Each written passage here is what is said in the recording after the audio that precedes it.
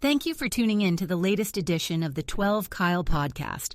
Whether you're listening during your commute, while working out, or just relaxing at home, we appreciate you. Every download, every listen, and every subscription means a lot.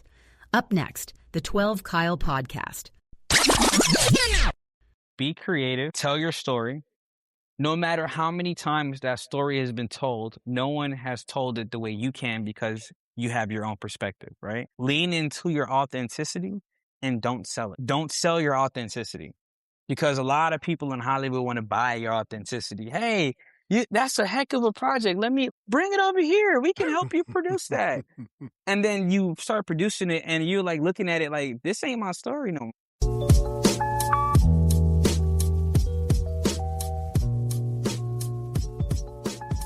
Welcome to another edition of the 12 Kyle podcast. I am your boy, 12 Kyle. I want to thank you all for tuning in as you do each and every week. Check this out. We have a special guest on this episode. You see the title.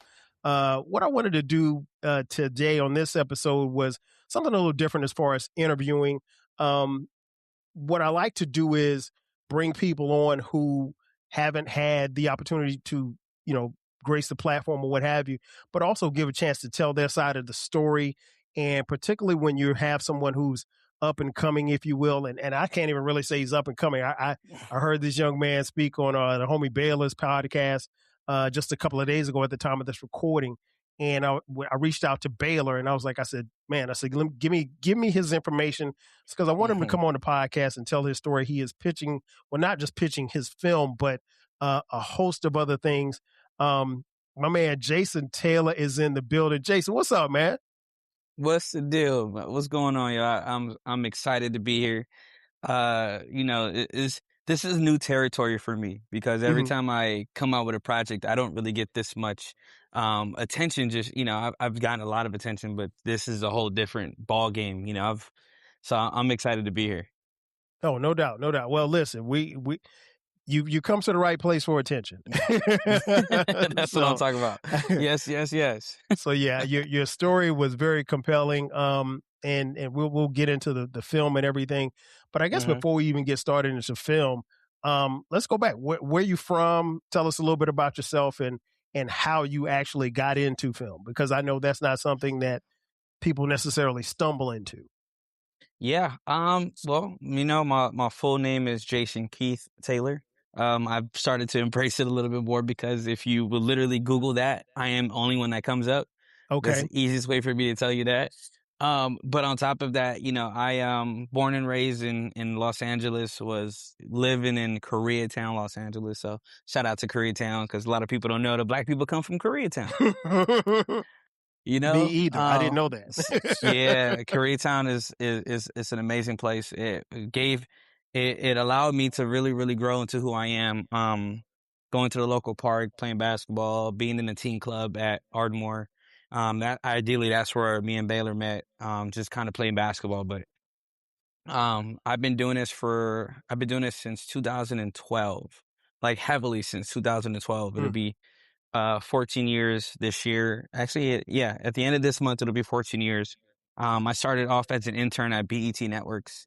Learned a whole lot. I mean, the plethora of information from learning from production to pre-production to development to original programming to casting to post-production to the long list, legal, all that stuff. I learned a whole lot. I was blessed to have been working with some amazing people. One of them is I consider like the casting legend in Robbie Reed. Yes.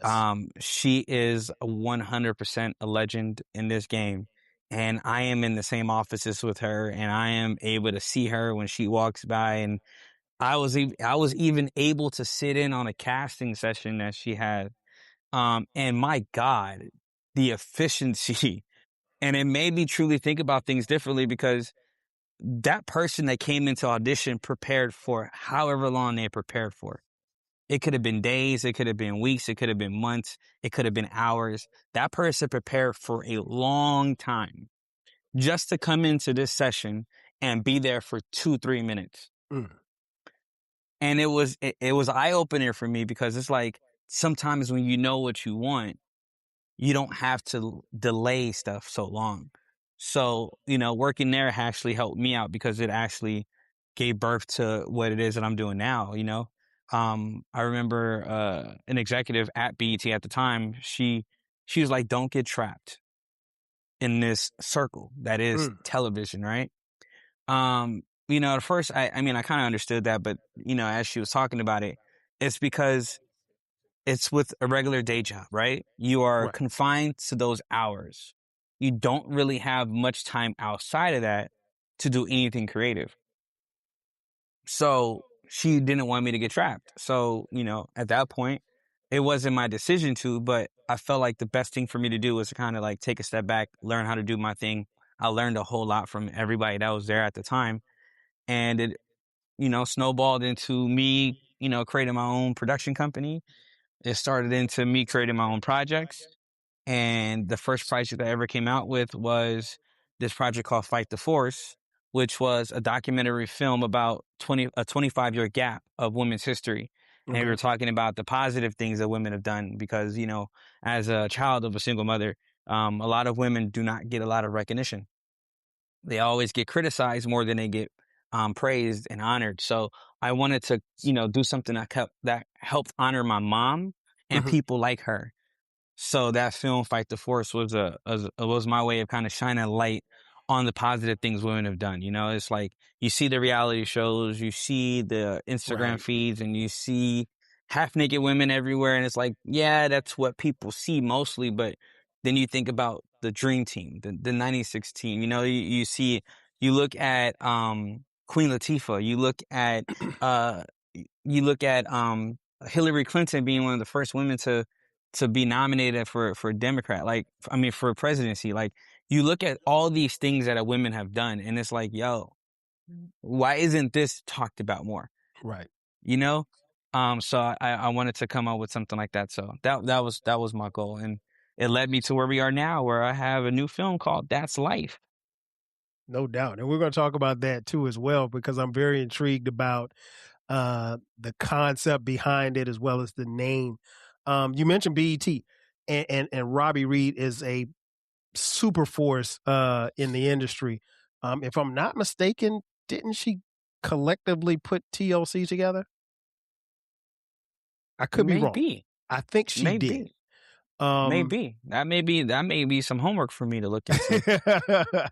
I think she did. If not, I got to. But I know she is a major force in that industry. But even mentioning BET, how did you go about because BET is not a job that you can just walk into. I mean, we remember the headquarters in DC. I remember distinctly getting BET for the first time in like 1983 on cable.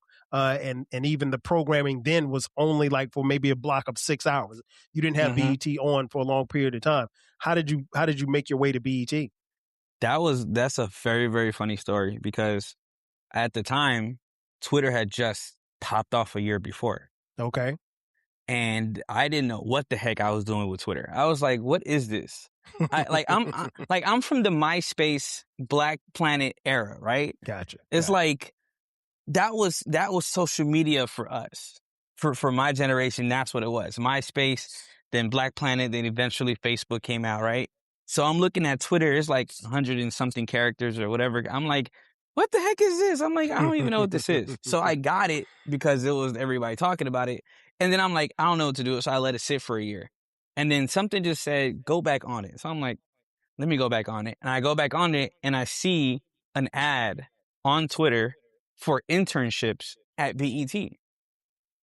So I said, man, I don't know. Let me just do it. So I applied, right? I got the interview. I was able to go into what they call the fishbowl, which is literally in an area where they have a table, they have some chairs, and it's all windows. It's all glass. Wow. You can see it all the way around like a fishbowl, right? Mm-hmm. And I ended up getting the internship, and I started in June of 2010, actually. So scratch that. It'll be 16 years this year because I got that internship in 2010. Yeah. And I was there from 2010 to 2014. I was there the first 2 years of the BET experience. Okay. I remember, if you remember when Chris Brown gave that tribute to Michael Jackson, I do. and then he ran off stage, me and my legal representative were running after him because we needed him to sign the release so we could put it on TV. Funny. So it was like, and I think one of my favorite stories, and this is going to be forever going to be a favorite story, but 2010 BET Awards, we're in LA at the Shrine. Queen Latifah, I believe, is hosting it. Mhm. And my favorite actress of all time is Taraji P. Henson. Okay. And my friends knew that. So the whole time, the entire time I am at the BET Awards, my friends are trying to help me find Taraji.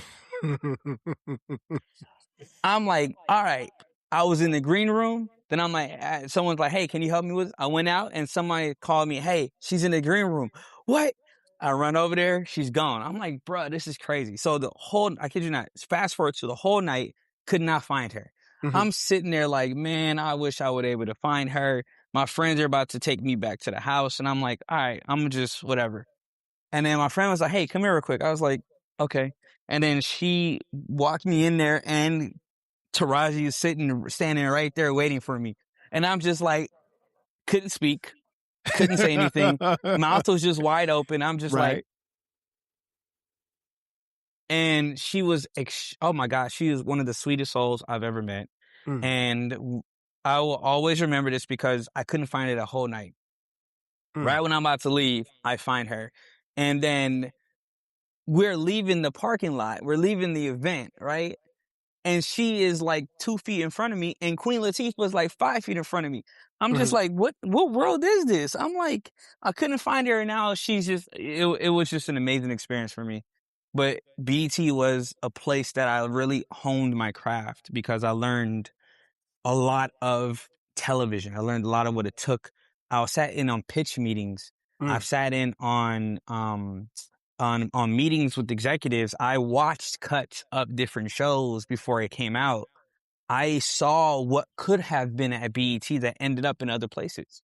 Okay. I was able to experience a lot, and I was there for 4 years, and I had all of them, including my partner in crime, Nisha, who actually is in Atlanta, who Okay. actually works with Tyler Perry right now. Okay. And she nicknamed me Baby Spike Lee. So that is a hell of a name to uphold. it is. It definitely is. But it was because of how I presented myself and who I was. And I definitely appreciate that partnership, that friendship, because that's my sister for life. So shout out to Nisha Lee. She's incredible. Shout out. Shout out. What that's an incredible story, man. What, even in doing all of that, what made you say, you know what, I'm starting here, but I'm going to deviate to film? Because as I mentioned at the top, film isn't something that you just wake up one day and just decide to do it. Kind of, for most people, or at least the way it seems is what it's usually told, is that it's something that happens over a period of time. What led you to film? Photography actually led me to film. Gotcha. I started taking photos, and it was my way of learning the camera because coming from BT, they taught me how to use a camera. So the biggest thing they were talking about was composition. They mentioned to me, it's like, if it looks good and it sounds good, it will be good, right?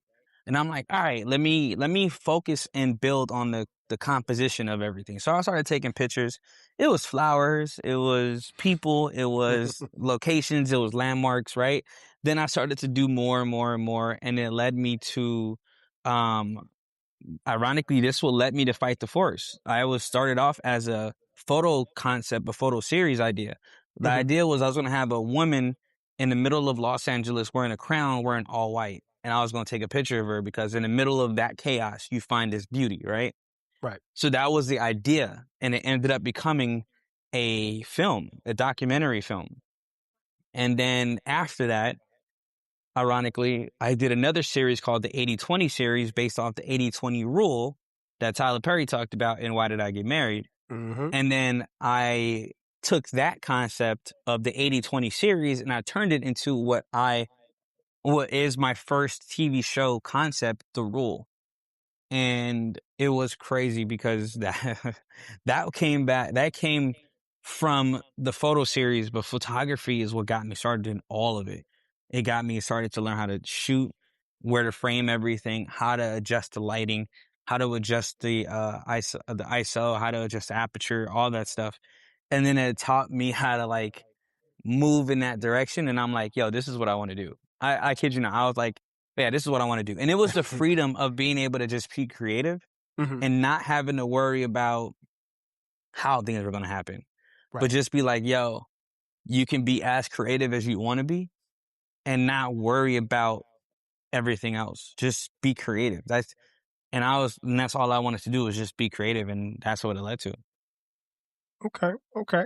Now, you mentioned earlier about, just kind of learning everything.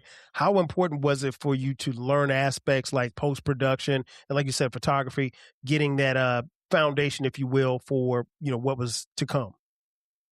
It was crucial and it was beneficial, Okay. but I didn't really learn a lot of that stuff until after, Mm. because in the middle of it, I'm learning, I'm listening, I'm hearing, I'm watching, but I'm not doing. Right.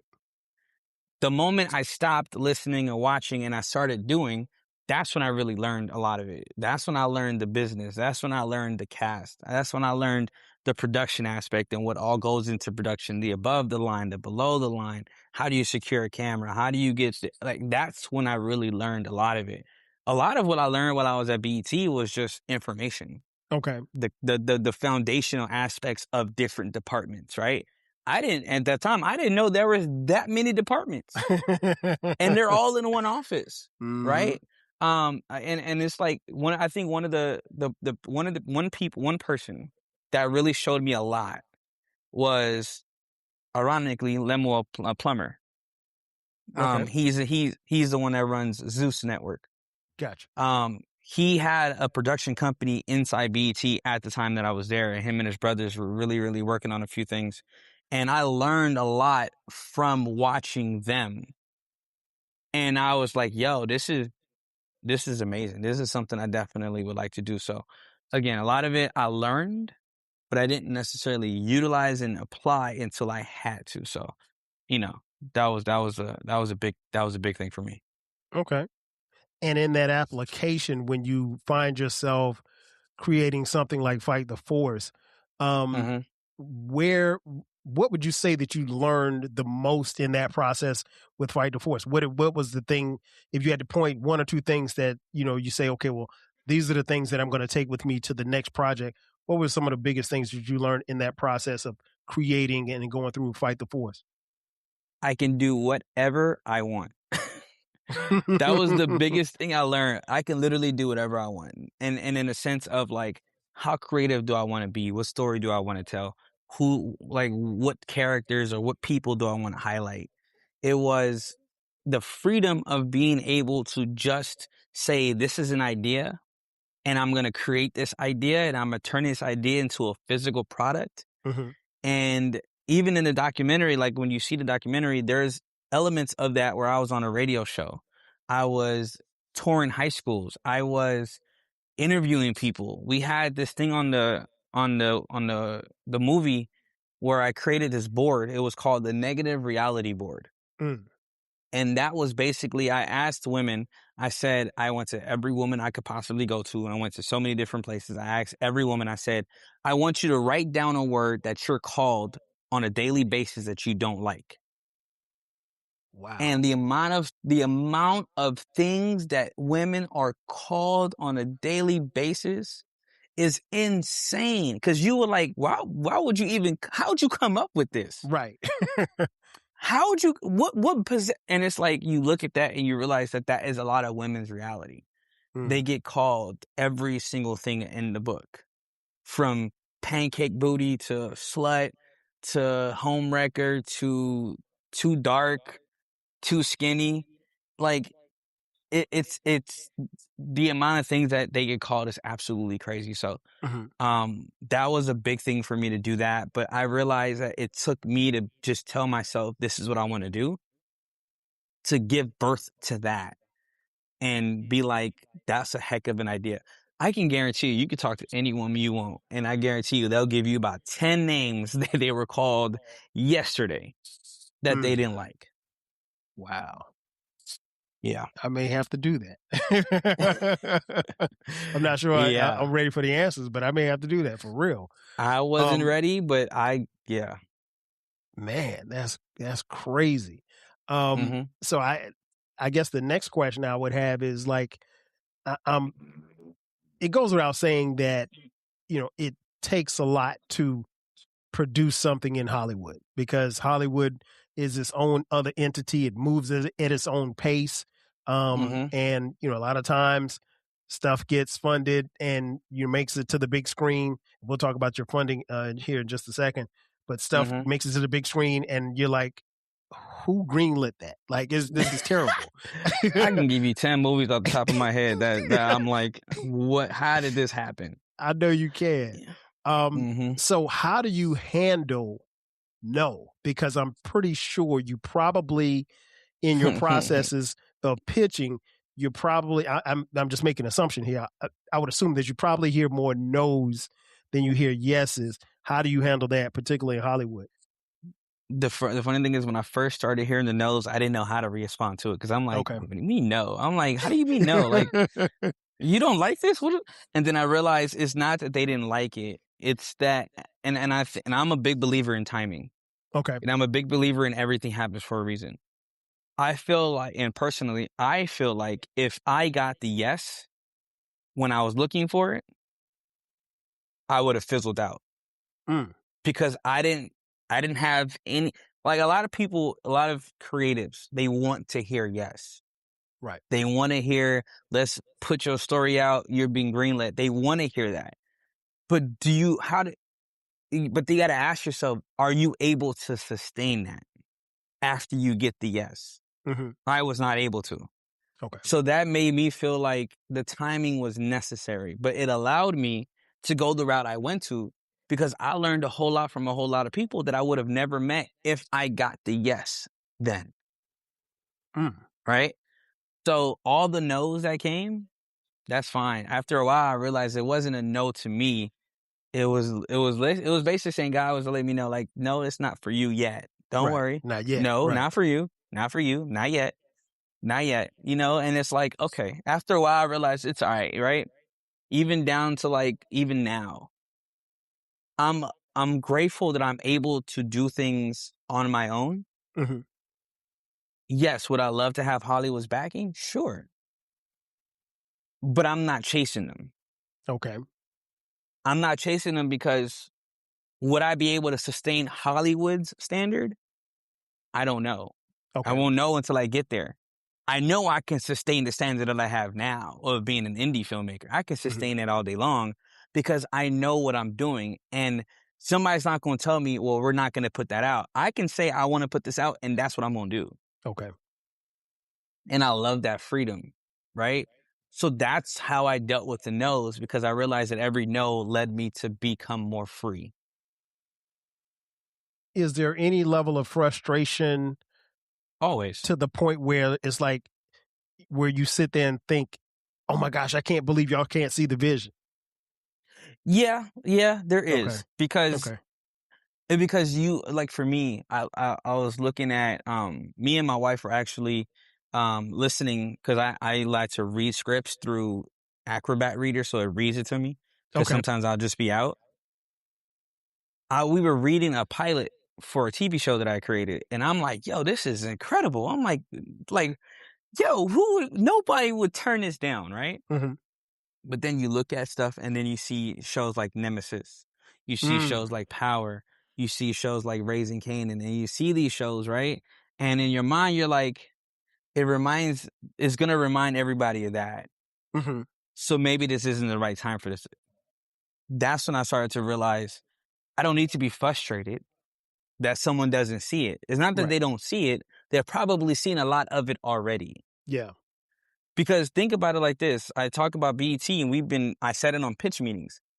How many pitches do you think studios and production companies get on a daily basis. They probably have been pitched the same show 60 times in 3 days. Right. It's not that they don't want your show. They just don't want to hear anything else about a show that's similar to the 20,000 other pitches they just had. Mm-hmm. And I realize it's really just about timing, and it's about someone willing to push for you. Like the way that Denzel pushed for Chadwick. Yes. Like the way that John Singleton pushed for Regina King and for Ryan Coogler, and then the way that Forrest Whitaker pushed for Michael B. Jordan. Like, it's that element of someone being able to say, yo, I'm going to help you get to where you want to get to because I know how to get there. And that's what a lot of people are trying to do when we network, when we meet people, right? When we are fans of people. I met Spike in 2018, I believe. And he was doing a book signing for his latest memoirs. And I went there. I took my Funko Pop, which I have right here. Super happy about that. Okay. I took She's Gotta Have It, the DVD. Wow. I took Do the Right Thing. That's my joint. I took a book that I got from my mentor who happened to be his mentee. I took all that to him when I met him, and I'm like, yo, and I'm talking to him and stuff like that. And then I said, you gonna remember me? And he's like, what's your name? And I told him my full name. I was like, I'm Jason Key Taylor. He's like, all right, I'm gonna remember you. And it's like, those types of things is what people are looking for, right? But it's a certain level of understanding that you can still do what you are going to do, and then they will come after. So as much as, we want the attention from Hollywood, as much as we want the recognition and the and the attachments and the deals, if you do your job and you create enough art, it'll come. It'll come. I mean, look at the way Ryan started. He had his short film was The Locks. That was incredible. Yep. Then he came to Fruitvale Station. Fruitvale, yep. Then he did Creed. Then he did Black Panther 1 and 2, and now he did Sinners. Like, it was a step up every single time. But he was humble enough to say, yo, I just love what I do. Eventually people took notice. And that's the direction I'm in. Yes, indeed, man. I think that you touched on a couple of key points. Even mentioning John Singleton, I had a chance earlier this year to interview Thomas Golianopoulos, who wrote the book Life of Singleton, from Boys in the Hood to Snowfall. And one of the things that he, talked about on the episode was, John's conviction of Boys in the Hood, which is one of my favorite movies of all time. And the problem he was having was he had this story, he was at USC Film School and he was doing all these things and he was trying to pitch it. And because the story had never been told, and he was like, he didn't want Hollywood to touch it because it was South Central. And if you're, all too well, being from that part of the country where that's a very unique story in and of itself, you can't glamorize it. You can't put makeup on it. It's just, it is what it is. And so one of the things that impressed me about, what Thomas wrote in the book and, was John's conviction and his passion behind that particular project. And it changed everything for the trajectory of him as far as his career was. Do you see yourself having that same type of conviction in any and everything that you do pushing forward because you're very much, have confidence in what you've created? I do. And funny enough, I tell my team every time that I get on set, I feel like every project I work on is like my Boys in the Hood. That's what I say. Because think about all the star power that is in that film and look at all the stuff that they've done. But it started off with them just kind of coming together and creating something powerful enough for them to have a foundation to stand on to build their careers. Right. And that's what it's like for me. Like, funny enough, my friend nicknamed me Baby Spike Lee. I nicknamed myself Spike Singleton. I like that. And I did that because I wanted to pay homage to two people who truly helped build me as a storyteller, right? Mm-hmm. They both told stories unapologetically. They didn't care Yes. how you felt. This is their story. And if you don't like it, oh well, there's about 25 other people that do. That's how I like to storytell. Like, I love to build characters. I love to build morality battles. Like, a lot of my characters in my films have this moral battle every Mm-hmm. single time that they're in these films. And I love it because it shows you the rawness of a person and the decisions that they have to make to get them to where they need to get to.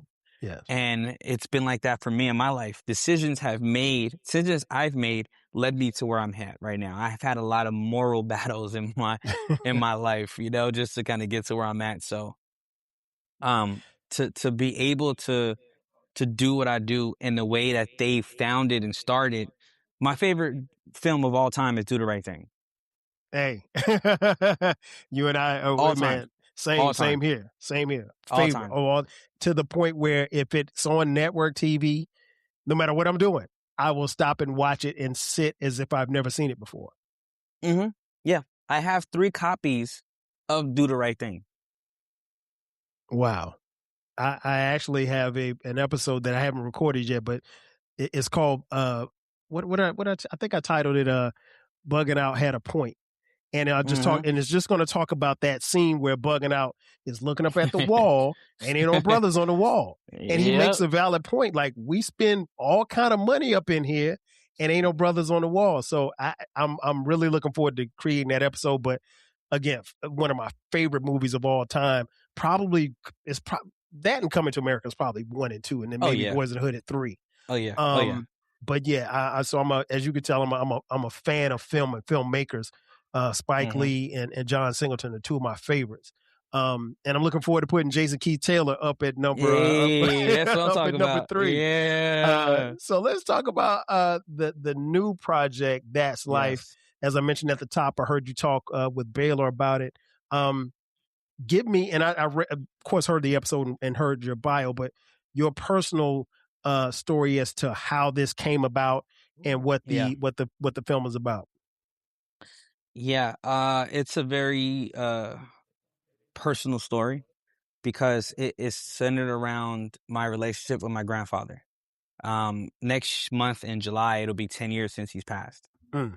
And when he got diagnosed with cancer, and he was in the hospital, I didn't really get to go see him because I didn't want to see him that way. It was hard for me to see him that way. And then by the time I got the energy and the courage to go see him, my mom got the call very early in the morning. And the one thing I truly remember was I was in the fetal position on top of 3 chairs that were against the wall. And I had cried so much that day that every day since I felt like I haven't cried enough because I cried so much that day. Wow. And my grandfather still is my best friend.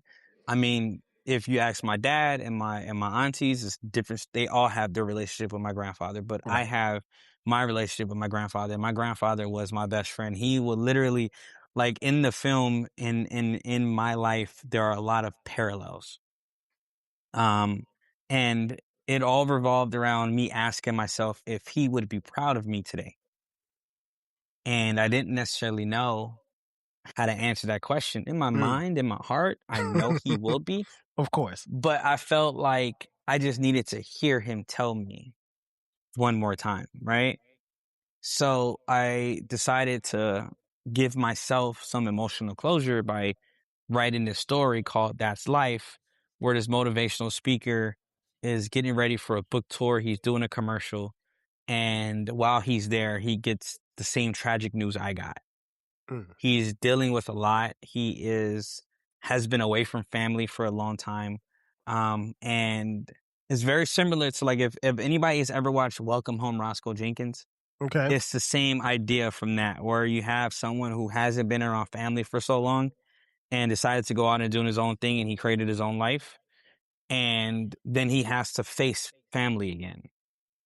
So that was similar to what my, Joseph Henderson, the character in the movie, had to do too. And, it's a very like I said, it's a very personal story, but it's my way of being able to have that last conversation with my grandfather in the way that I should have had when he was still here. Mm. And it was very, very difficult to write that part because there was a lot of pain that I had to deal with. There was a lot of memories that I had to remember and a lot of feelings that it was hard for me to do that, but I'm glad I did it. And we are here at this point now. Understood. Now you said it was difficult to write. Was it difficult to shoot, or was it easy to shoot? It was a mix of both. Okay. I remember having a conversation with my friend and I was asking her, like, how am I going to be able to direct this film without my emotions getting involved? And she said, as long as you have your shot list, you'll be fine. So I'm like, okay. So I had my shot list and there was one scene that and everybody will talk about too, but there was one scene that we filmed and it was so emotional that after we cut, there was like silence on set for like 15 seconds. Wow. Because it was so heavy. And for me, it felt heavy for me because it's like, it reminded me of when I got the news. And I'm just like, ooh, ooh, like, my God.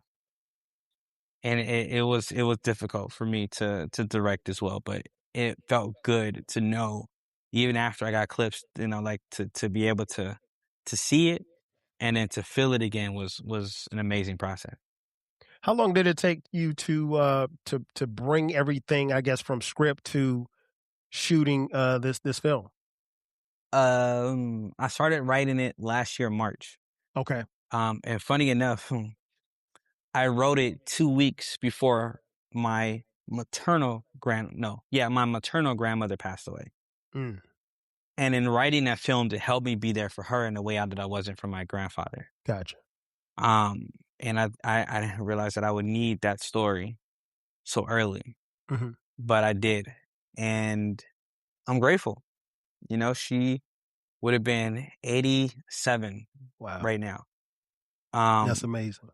and, just even going down to like my niece graduating high school and going to prom and knowing that my grandmother was not here to see it,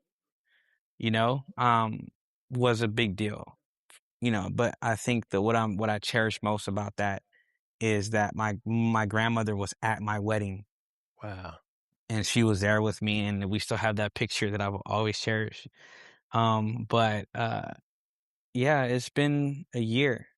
I Mm, started writing it in March and fast forward all the way till end of the year, I finally got in touch with a producer who happened to be someone on my writing team. And shout out to Monique, who is my producer, my executive producer. And she, man, it was a flawless experience working with her to mm, bring this story to life because she allowed me to focus on the creative aspect and she focused on the business aspect. hmm. And me, I'm very detail oriented. I'm task driven. So a lot of the stuff that I gave her, she didn't have to do, so it made her job easier. We worked really, really well because of that. So, um, yeah, a little bit over a year, and we even shot the entire film in one day. Really? Hmm. How did you manage to do that? We started at 7 in the morning, and we went all the way till 9 p.m. Wow. Yeah, on That top is of the fact that amazing. we built the set too, and Yeah, that I was the heard you talk first about time that that on Baylor's episode. So we talk a little built bit the about set. that. How did you build a set like that and had it ready for an entire day? My wife is one incredible art director and That's what's set up. designer. She literally grabbed a team of like 6 different PAs and they painted walls. They grabbed they grabbed the let me see what else they grabbed. The paint, the walls, the couch, the rolling rack, the paintings, the artwork, Hmm. it I gave her 3 hours to get it done, and she did it in those 3 hours. They built Wow. they painted the walls, they put a door on the wall, they drilled it all together, they clamped it together. If you would have seen it, you would have thought they were inside of an actual room, but it was that detailed oriented. And yeah, it was they did an amazing job. Shout out to my PAs and my wife for that, because man, And it was the first time we've ever done that. And we had Shout the out. luxury of doing Wow. that. So it was super great. Wonderful experience. You know, one of the things that drew me to outside of, you know, in listening to the episode with you and Baylor was just the story of, like you said, your grandfather, because it made me reflect, because I mentioned this on several podcasts. In fact, I did an episode talking about my maternal and paternal grandfather, both of them whom I didn't really know at all. So I'm always intrigued by people who are shaped by their grandparents. I had some experiences with my grandmothers, but my grandfathers, my maternal grandfather passed away when I was 1. My paternal grandfather, he passed away when I was in college. But because he and my dad didn't have a good relationship, you know, when he passed away, and I'd only talked to him on the phone like maybe twice. It was interesting because it was like my dad was like, "Oh yeah, your grandfather died," and I was like, "Oh okay," and I was like, "You good?" He was like, "Yeah, I'm good." Like, all right, let's go get something to eat. I was like, it was almost like if you'd been like, "Man, you remember Terry from 125? Yeah, he got shot today." You know, then like you just Yeah. keep going on to something else. So Mhm. when you talk, I heard you mention, and I know you mentioned in your bio that your parents are divorced, and you said that your grandfather was your best friend. How old was he when he passed away? 82, Okay, and 83, how old were you at the 82, time when he passed away? 30. I was about to be Oh, wow. 31. Wow. Yeah. Okay. I'll be 41 this year. Okay. Okay. Yeah. Wow. That Yeah. that speaks to a great relationship that you guys had. Mhm. Because Yeah. not too many, you know, people are well, I'm a little bit older than you, but you know, not many people say that like their best friend is their grandfather or grandparents for that matter. Yeah. Yeah. It's funny. I'm like, my family is everything to me. Mm-hmm. And even now, I consider the last living grandparent I have, my grandmother, she's 97. Wow. That's a She is blessing. my best friend as well, right? That's a blessing. Um, it's like, I love my family. All my cousins, my aunties, my uncles, my brothers, my sister. Like, I love my entire family, and everybody in my family I consider like friends, right? Mm-hmm. Because at the end of the day, we grew up together, Of just course. like Of course. any other, right? But I love my grandfather because there was something he did that I truly, really, really, really enjoyed. I remember one day I was at a house, and he had asked me, I think I was using a tablet, or he had brought a tablet to me. And then he was like, "You like it?" I was like, "Yeah, it's cool." He's like, "All right, it's yours." I was like, "Huh?" He's like, "Yeah, it's yours." I was like, "What? I ain't had no money to buy no tablet." And here he's like, "Hey, here's," and that's what he did, right? I love that because like the one thing that I didn't mention, and I almost mentioned it in the film, but my grandfather actually worked on the Apollo 11 rocket. Wow. He was he was doing the communication. He was working on the communication between the rocket and the space station. And man, that man knew computers. He could speak computer like most people speak English and breathe. That is amazing. So yeah. That is truly amazing. One of the things that I came away impressed upon, amongst other things, from your interview with Baylor was, you know, you speaking very highly of your team, and they're very highlighted very well on your profile on your website.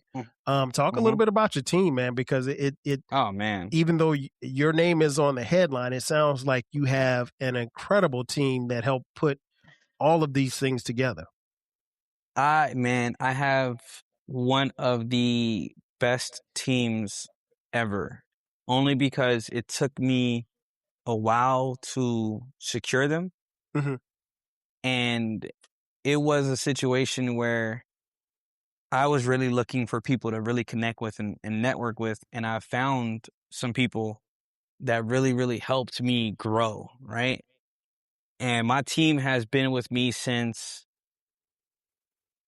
when I shot my TV show in like 2019, right before the Okay. pandemic. And it was even crazy because I shot that in Leimert Park. Oh wow. And we were on set for like 3 days.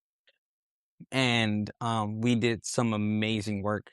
And because of that, which started it all, we did a show. We did a project right before the pandemic hit. It was called, no, scratch it, that came after. But yeah, we did a whole lot of stuff. We've known each other since 2019, and I've been blessed to have worked with them. They have helped me out. I mean, down from, like I said, Monique, we started off as one of my writers on my writing team, ended up becoming my producer. To Kim, who is, I mean, a whiz when it comes to television and film. She knows every in and out of everything when it comes to writing, screenwriting. You have Aaliyah, who is my Ruth Carter, just like I told you, I'm a big Spike Lee fan, so I have Right. my own version of Ruth Carter, which I'm super happy about. I talk about my wife. I talk about my boy Bray, who literally travels every time we're doing set, or every time we're filming. He drives 2 hours at 5 a.m. just to come and be there on set. Then Crazy. you talk about Kurt, who is my DP for the last film. Me and him played basketball together with Baylor, ironically. Okay. And then I was able to work with Kennedy, who was a wardrobe assistant who worked with Aaliyah, who worked with me on several projects. And then one of the guys that I have on set is actually somebody I've known since he was like 2 years old. Wow. And it's just amazing to see him, because between him and his brother, who actually is my barber, Mm-hmm. I've coached them basketball. I've known them since they were 2. I've helped raise them. It's just like, it's crazy to see. But I have an incredible team. And it's been a journey. It's been an amazing journey. You know, just my team and I are ambitious, right? And we learned a whole lot from working with each other. Mm-hmm. And I learned a whole lot from working with them. Wow. So I'm curious, what does right now, I know that the biggest thing that you were pushing for was getting funded. And you guys are fully funded for this film, correct? We are fully funded. Congratulations. Those are two of the greatest things. Those are two of the words that people, if you ask any filmmaker, they tell you what words will fuel your filmmaking desires. They will say fully funded. Right. That's great. Yeah. So what is next for That's Life? What's the next step as far as the process for those of us who are very interested? We are working on the post-production aspect of it now. Okay. It's in the hands of my editor, who, shout out to Adam, who's working tremendously hard on it. We're also doing all this promotion and marketing. You know, we are working on partnering with organizations in mental health and cancer and grief support groups, and really trying to lean on those partnerships, because there's a lot of people who would benefit from seeing a film like this. And then we're, gradually working on the next step. Like, after this is done and we create the buzz and we get it out and people start seeing the film and stuff like that, then I'm already working on the extension of the story. Okay. And we're going to extend it and turn it into a theater stage play, and eventually put it to the big screen, So, short-term goals, we're going to premiere this film in October at my producer's film festival. Okay. We're going to get it into festivals as well. We're going to have Q&As of all that stuff. We're going to have the red carpet premiere and bring out everybody, of the investors and people. And then we'll be pushing this film out everywhere we can, getting as many people as we can to watch it. Mm-hmm. Because, it doesn't matter if you are a CEO billionaire, or it doesn't matter if you work a minimum wage job. Doesn't matter if you live under a rock in Hawaii, or if you live in a cave in Antarctica. It doesn't even matter, because everyone has someone that they would love to talk to one more time. Man, listen, I think that part of the story should and will hit home for everybody, because we all want those conversations, just that one last, and most of us don't get a chance to have those final moments with that loved one. In fact, Baylor and I have talked about, he had a similar situation with his grandmother. He was actually in the area somewhere in Inglewood near where she lived, and he was like, "Oh, I'll go check on her later," and later never came. And so I think we all, particularly as we get older, and this is the part I always say, this is part of life that they don't tell us about, losing That's loved life. ones. And to your point, yeah, that's life. but yeah, I can't tell you how much I'm looking forward to seeing this and doing whatever we can to support it. Before I get you out of here, I got to ask you a question. And just as a filmmaker, how often, I know you've entered a different stage as far as That's Life is concerned, but how often are you writing? How often are you pitching the next idea? Because you don't strike me as somebody who's gonna sit, in one spot. Like you, I got the feeling that you're pushing the needle somewhere. I'm pushing the needle in like 25 different directions. What's funny? When the pandemic came, right? This is the easiest way to tell you. When the pandemic came, I had about 5, 6 projects I was working on. Just kind of developing it, creating it, doing whatever I can to kind of get it to where I felt like it needed to be. And then the pandemic hit, and then the world shut down. Right. And I didn't have no work. I didn't have no job. I didn't need to, right? I worked for LA County, LA City at the time, so we were disaster workers. So Okay. if they needed me to go into, I would have went. But I didn't have to, because I ended up moving an hour away. And wow, when I was there, I sat in my room and just whatever came out, right? Okay. By the end of the pandemic in 2022, 2023, I wouldn't even say it's the end, but by the time it all started to slow down, everybody started to come outside. I had about 40 plus projects.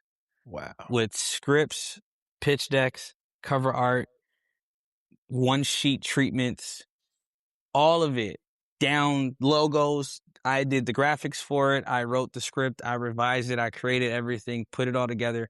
I had that ready to go for about 40 different projects. And I want to say now I'm probably at almost 120. Okay. I probably have like 45, 50 in my phone alone. I never stop writing. Gotcha. And my brain never stops moving, right? I can literally create a movie based off something I see. And for me, being raised in church, that was a big thing for me. And there was one film I have that's based on the book of Daniel Okay. chapter 2, of how Daniel was interpreting Nebuchadnezzar's dreams because no one in his camp could do it, right? And I turned that into an idea for a movie. I turned my heritage being Panamanian and American into a movie. I turned me sitting at home watching TV into a movie. It's like when you look at the projects that I have, you will see pieces of me everywhere. Okay. Gotcha. Right? It goes to the old adage, like, write what you know. Yep. Singleton said that too. I always write what I know, and what I know is family, moral dilemmas, and people going through their situations. And I learned that, and I created it, and I've expanded it. So I'm super excited. I mean, just based off that, I think, from Fight the Force to Validated Freedom to the 5 shorts that I was shooting in 2022 with my team, to That's Life, to the stuff that comes out next. I mean, I know my producer, we're working on a project called 12 Black People. And if you've ever seen the movie 12 Angry Men, you'll have an idea of what it's like. Okay. I'm constantly coming out with ideas. And it's just, sometimes it bothers me because it's like, I don't have anything to write with. And then sometimes it's like, okay, hold on one second. Let me just write this down. I've literally woken up out of my sleep, right, to write down something or type it in my phone, and then went right back to sleep. Wow. That's a creative right there. That's a creative right there. I've had dreams of stuff, but I love it. And that's the reason why it's like, hey, you want it? What you want? What kind of idea you want? You want horror? I got it. You want thriller? I got it. You want action? I got it. You want animated? I got it. You want a reality show? I got it. What you want? I got it all. That's I love creating, so I have so much. But ultimately, I had to learn the hard way that it's not so much about having so much. but it's about how much time and energy did you put into the one that you're doing. Yeah. And I was listening to an interview that Ryan Coogler had. After Sinners, I listened to almost every interview he had. But he was on a show, I think, with Carmelo Anthony. Okay. Or Yeah, I oh saw no, it. I think it was 7 Carmelo p.m. in Anthony or Brooklyn? I think it was actually Matt Barnes. Yeah, Okay. it was Matt Barnes and Steven Jackson. Steven Jackson, yeah. And they were talking about which film is his best film. And he said he had the best answer in the world. He said, I don't label all of these my best film because the one that I was working on at the time, I was doing the best that I could to make that the best that it could be. Yep. And I looked at that and I'm like, yo, that's the best thing, right? It's you work on that one project and you make it work, which is the reason why I worked on That's Life for over a year. I didn't want to rush that process. Mm-hmm. I just knew that the moment it was ready, it was going to be good. And it's good. Right? It's really good, down to the intentional parts of the color of the outfits, to the names of the characters. Like, I named the characters after my grandparents. Wow. I went all the way down the line, right? And I even paid homage to some people that have been crucial in my life and Mm-hmm. passed away. And I was able to shine a light on a lot of people that cared and supported me in a way until they were no longer here. And I knew that that moment was beneficial for me because it's like, I took my time. I got it done. It looks good. It sounds good. It's intentional. And it's going to be the start. I told my team, I said, this film is going to open the door to somewhere. I don't know what's on the other side of it, but it's going to open the door. And I love the fact that everyone turned this project into theirs too. That's And important. I felt happy about that because it was no longer just my story. It was so many people's stories. So I loved it. True indeed. True indeed. Man, last question before I get you out of here, man. I got to ask Jason, because I have a 19-year-old son who is an aspiring filmmaker. He just finished his first year in college. And Congratulations to him. Yeah, I'll just be ready when he get off the payroll. But but he finished his first year, man, and he did a short film when he was in high school. And I remember watching it. It was only like a 5-minute film. And it's something that he did with some high school buddies and stuff. And I was like blown away because I knew he had it. I didn't know he had that. But I was, of course, fatherly pride and all that stuff kicks in. But the thing that I want to ask on his behalf, because he's going to have to see this podcast, as well as I've given him, the Singleton book and told him to read it or get the audio book or whatever, like, because I want him to get different ideas because, social media can pull you in different ways. And I want his creativity to stay where it is right now. Yeah. But what would you tell a young, aspiring, filmmaker, maybe like him or others that may see this? What advice would you give them to take that next step into their dreams? I would simply just say, be creative, tell your story. No matter how many times that story has been told, no one has told it the way you can because you have your own perspective, right? So I can easily just say, yeah, I have a story, a romantic comedy, and someone else has a romantic comedy. And we can have the same idea, but my perspective is going to be different, which makes the story different. Right. So my thing is, lean into your authenticity and don't sell it. Don't sell your authenticity. Because a lot of people in Hollywood want to buy your authenticity. Hey, that's a heck of a project. Let me bring it over here. We can help you produce that. And then you start producing it and you're like looking at it like, this ain't my story no more. Right. Don't sell your authenticity, right? And the biggest thing I can say is even down to like what I've been able to experience. It is really just about being able to understand that each thing you do, give it everything you got. Because no one else is going to feel as passionate about what you're doing more than you. And I had to learn the hard way that every time that you grow or learn something, most of the time is not for you to keep. It's for you to give that information to someone else. Mm. I remember I came up with this phrase because I was going through a whole lot of stuff. And I said, when you start to question yourself, to someone else, you're the answer. Wow.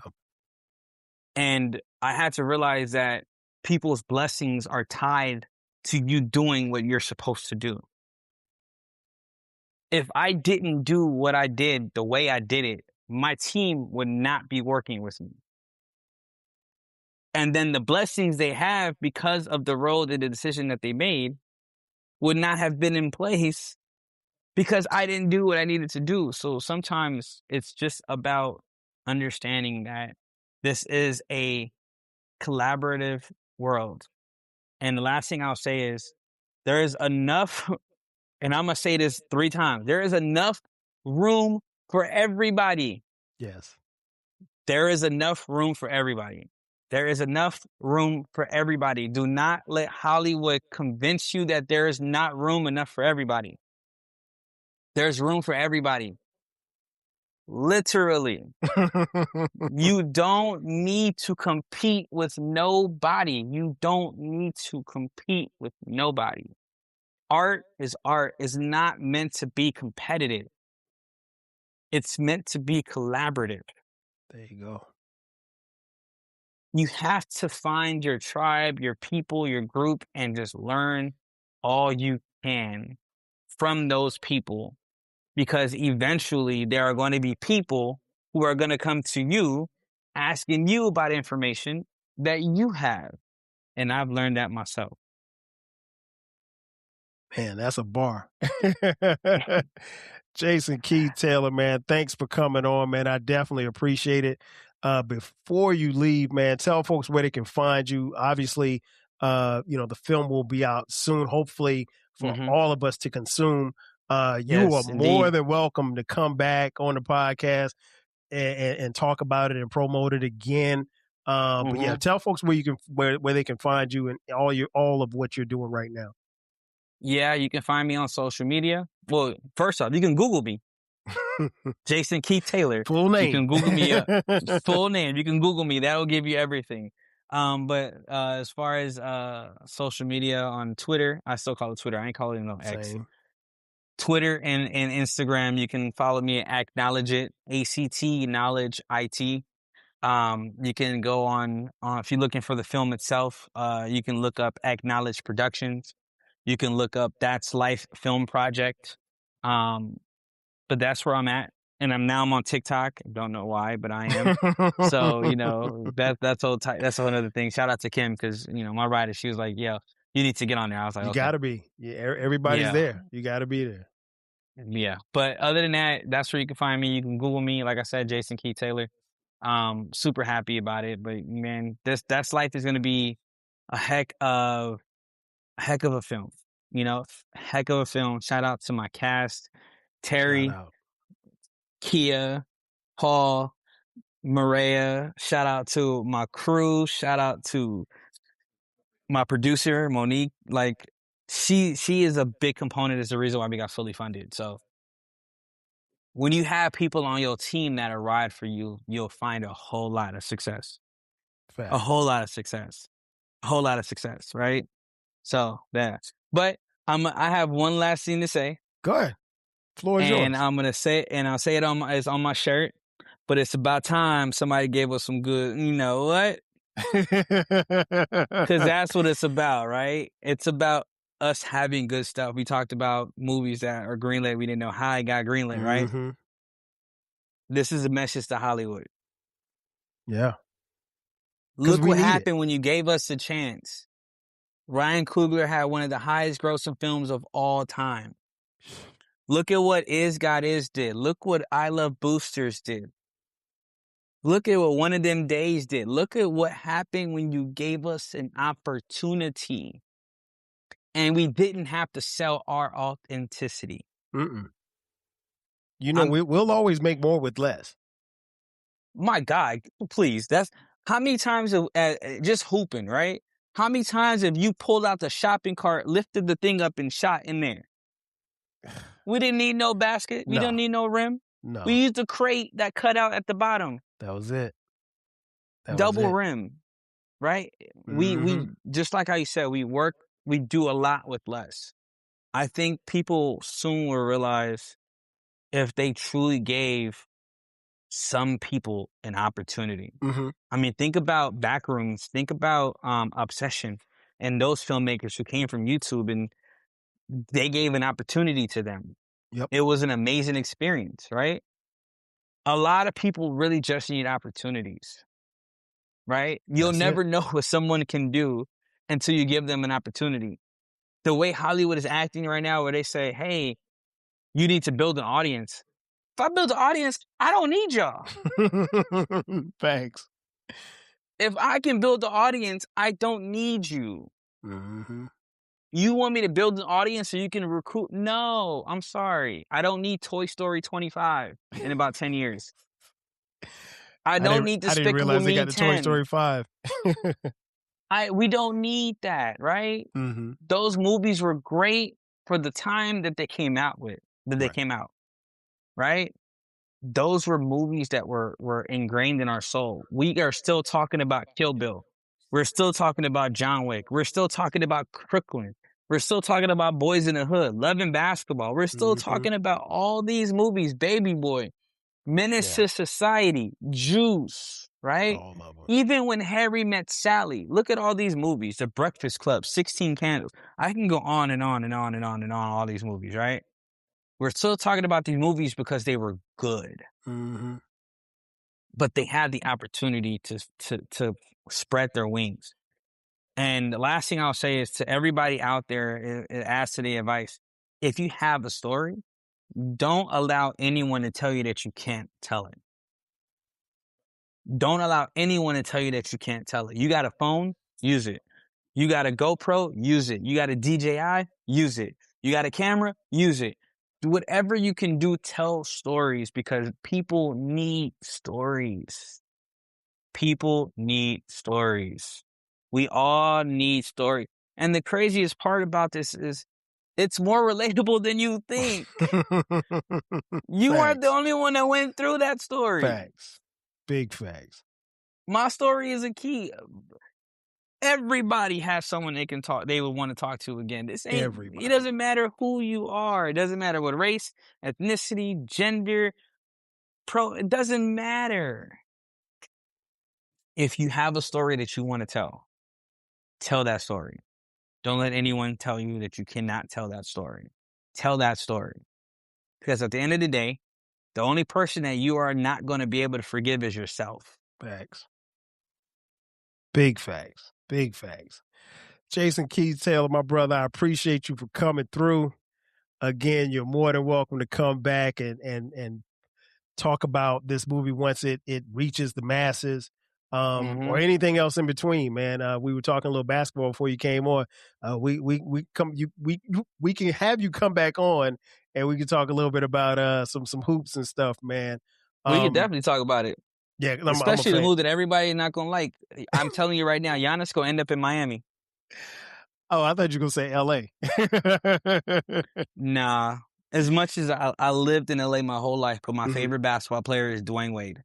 Really? Wow. Yeah, we definitely got to talk. Okay, so quick.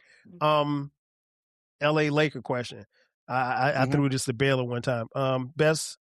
Greatest all-time Laker, Magic or Kobe?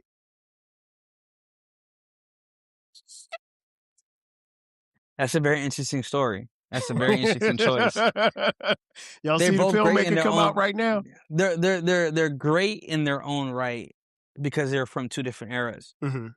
Then you have to go to who did more for the organization, right? Mm-hmm. Magic did a lot for organization. Yes. But I feel like Kobe did more for the organization than Magic did. only because of who he was and how he competed.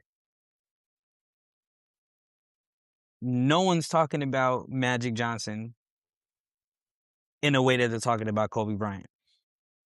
Kobe Bryant's reach has gotten past basketball. Yeah.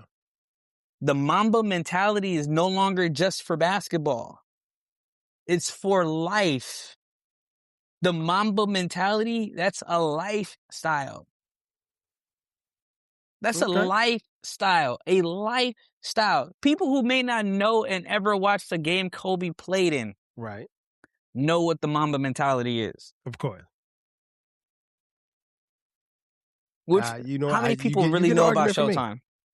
Oh, well, How many I mean, people really know about Showtime? now listen, you talking to somebody who's, like I said, I'm 53 at the time of this recording. So Showtime is what I knew, but Look, I know about them battles him and Bird had. oh, man, legendary. And they really said they're not lying when they said that they saved the NBA. They totally did save the NBA, because I remember They did.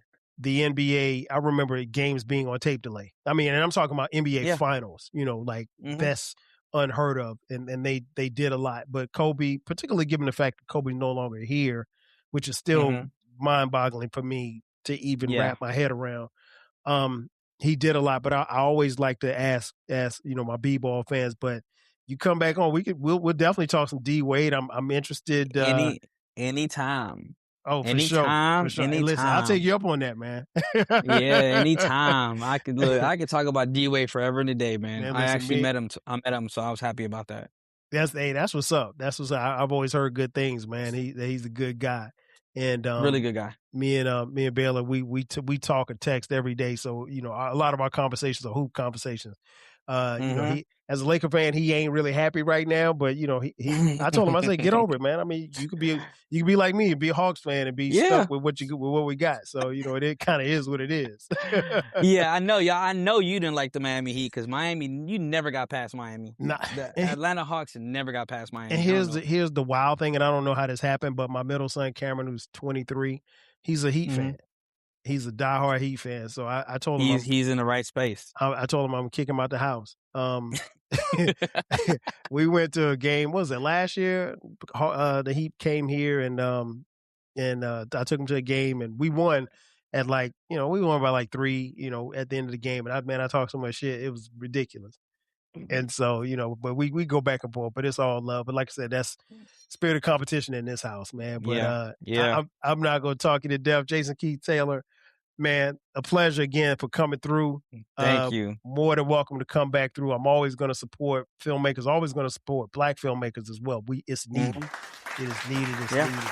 And for all of you listening and watching, thanks again for tapping into the 12 Kyle podcast. I am your boy 12 Kyle. We'll catch you guys next time. 5,000. Cheers. Thanks again for listening to this episode of the 12 Kyle podcast.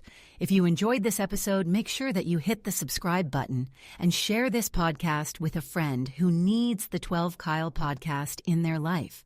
Every listen, every download, and every share helps us grow. Thanks for being a part of the 12 Kyle podcast community. We appreciate your support. We will catch you next time. 5,000.